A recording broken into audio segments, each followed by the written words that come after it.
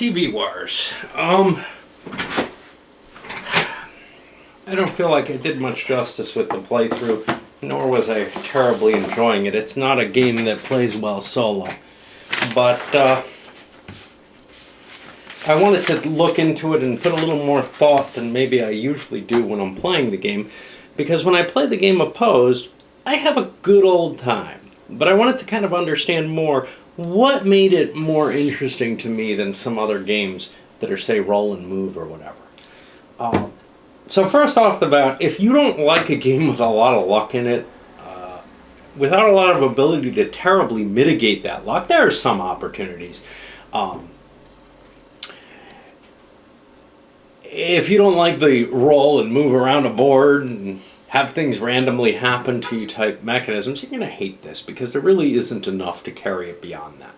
I don't mind such games. I don't mind this kind of frivolous type of entertainment in a game.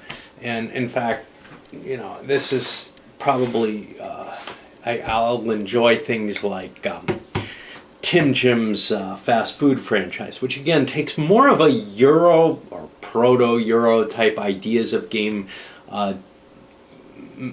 design and kind of tacks a little bit of that onto what is at heart really a good old American family style game.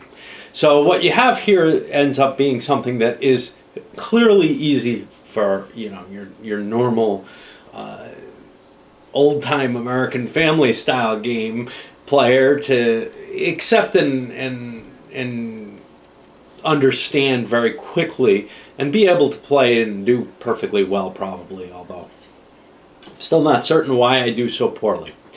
What it adds to it, a few things. First of all, certain aspects of the game, when you land on the television production or the talent agency, you end up with this bidding situation. An unknown commodity is available to you. It may have some attributes which make it more or less interesting to players, namely, you know, how long it is, which the longer the show, the more interesting it is to everyone because it has a higher value that way. But also the type of show that it is. You have 3-4 different types. The action, 4 essentially. Action, drama, other, and sitcom. With the sitcoms all stopping at 30 minutes each. The others have a span of different time frames that they can cover, or programming slots they can cover. So you have that kind of auctioning thing in it, but you know, you had games like Masterpiece and Dealer's Choice, old time, and Landslide, which I've covered actually, which had this kind of auctioning thing. Billionaire was another one that I think had an auction mechanism in it. But this is a little different from everything else. What you're going to be doing is then taking your properties and putting them up in a head-to-head competition with the other players. Based on the time slots, based on some little bonuses, etc. that you have. With the intention of mainly not coming in last. There's a slight advantage to coming in first. You get this carryover watched bonus, but the big thing is on any half-hour slot you can't be the person who comes in last unless you've eliminated all your competition. And you know, even if you're a close, well-run show that presumably is getting, say, half the market share or nearly in a head-to-head competition between two people, you're still going to get canceled if you didn't if you can't avoid coming in last. So that creates this real culling atmosphere to the game. And it's interesting. It's exciting to play for me. And I think for a lot of people there's a, I don't know, sort of a wagering type of aspect to it when you're putting things forward against someone else directly like that. And here you're putting them forward against, you know, up to 3 other people at the same time. So I think that's where the excitement and enjoyment comes from me. And I don't mind that. I tend to enjoy games with that kind of hidden pre-programming directly against each other. No, don't recommend Robo Rally to me. I'm curious about it, but the level of programming there doesn't really please me from what I can see. I feel like that's going to be kind of like plotted movement in a game of Trireme or Ironclads. I'd rather not go there. Okay, where I'm controlling too many different things in those cases, though. But there isn't a whole lot more to this. You know, even when you do this pre-programming, yes, you can use reason and logic to maybe sometimes give you an edge, especially when somebody has too few programs to completely fill out their card. You can really use that ability heavily.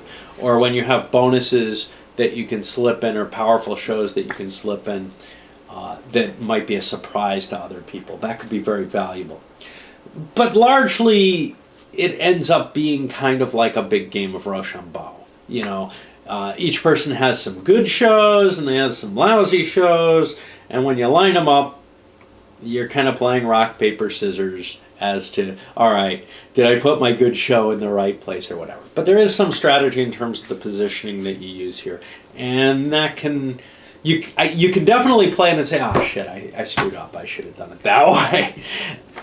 The game's light enough, though, that, oh shit, I screwed up, is really, even to me, the hyper kind of competitive in some weird sort of ways where I hate myself tremendously for screwing something up that throws me into AP, etc. Here I can just kind of brush it off and laugh about it. It doesn't bother me. I don't feel like I have to do that kind of serious optimization that I have to in some games, or I feel like a complete idiot. However,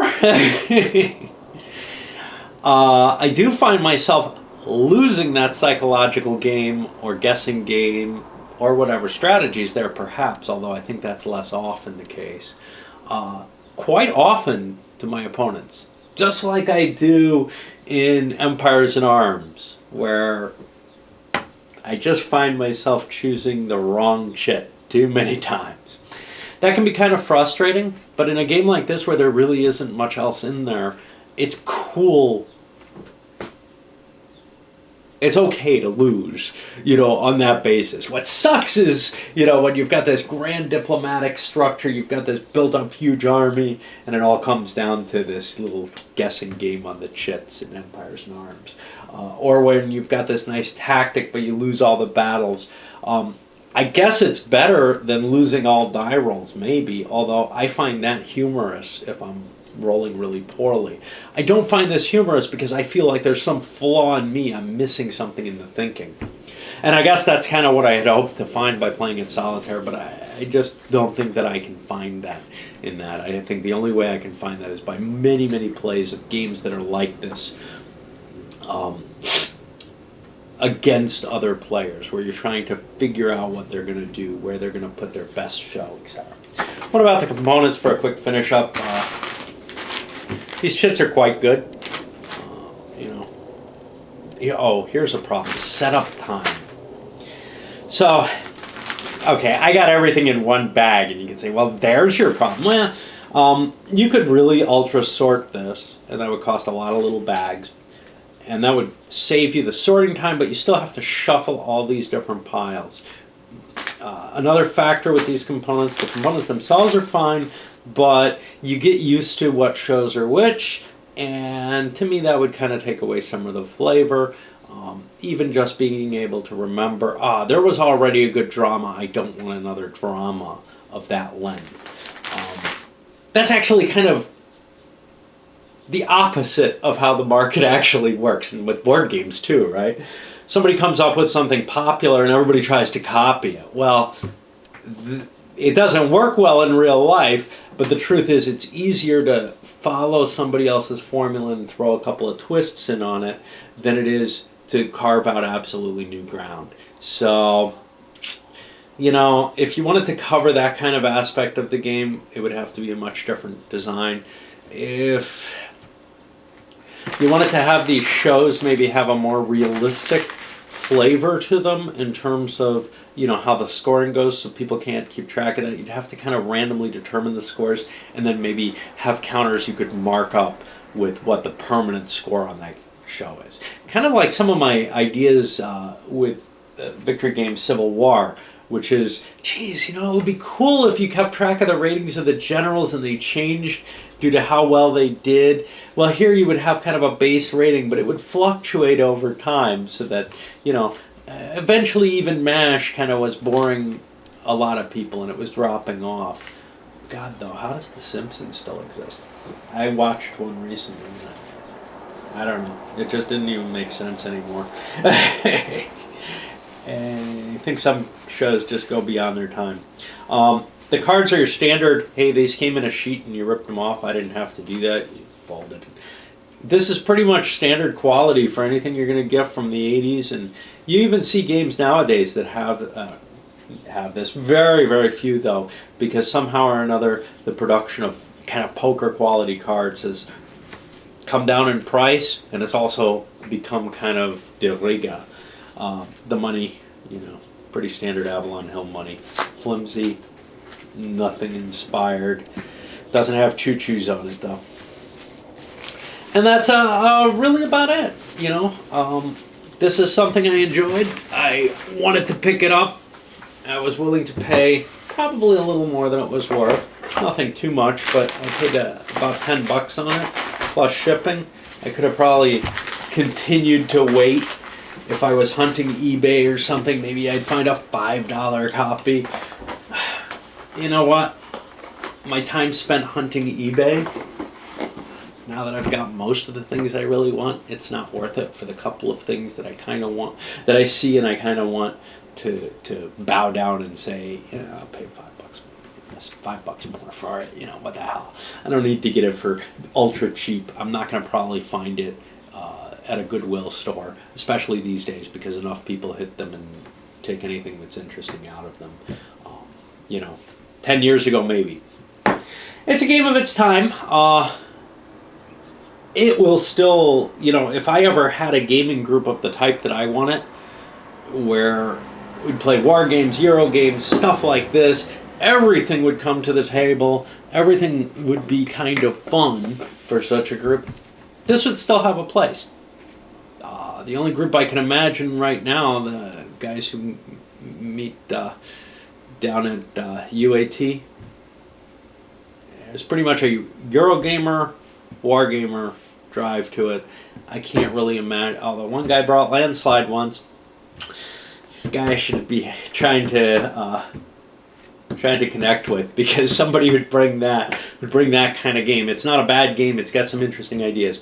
One thing I wanted to go, I hit on this at other times during the introduction, etc. But a lot of people compare it to Monopoly. It is nothing like Monopoly. Monopoly is truly a classic. Monopoly is the best at what it does. Maybe the only game at what it does. So if you're a Monopoly player and you're always thinking, oh man, I want something that gives me that seriousness, serious big deal, or that huge trading opportunity that's just so important and so weighted, you're not going to see that here. There's not terribly much strategy in this either. Probably about the same lines as there is in Monopoly or Rail Baron. It's just a matter of, once you perform. So what's different between, say, Rail Baron and Monopoly, which I feel like largely have a strategy which you can analyze externally. You can just do some probability calculations and such, not on the game. This one does have a constantly changing position that it's offering you, a constant, hey, what do you want to put in that time slot at any given time? So it is a little bit more Euro-ish in terms of that. It's not like there are just fixed better things that you'd want to go for. There's optimal solutions that chance is going to determine whether or not you get there. This is not like that. Fast food is not like that. Both of them present you with some fluidity in the gameplay itself, so your strategy can change based on what you're facing there a little bit more. It's not just how much money do you have, can you afford the best option, or do you have to try to figure out, okay, which of the next best options works best in this situation. Here the best option is dependent, though, on that guesswork aspect, and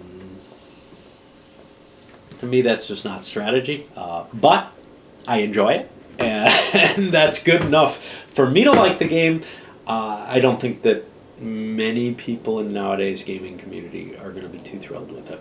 But I'm glad I got it. Don't play it solitaire, though.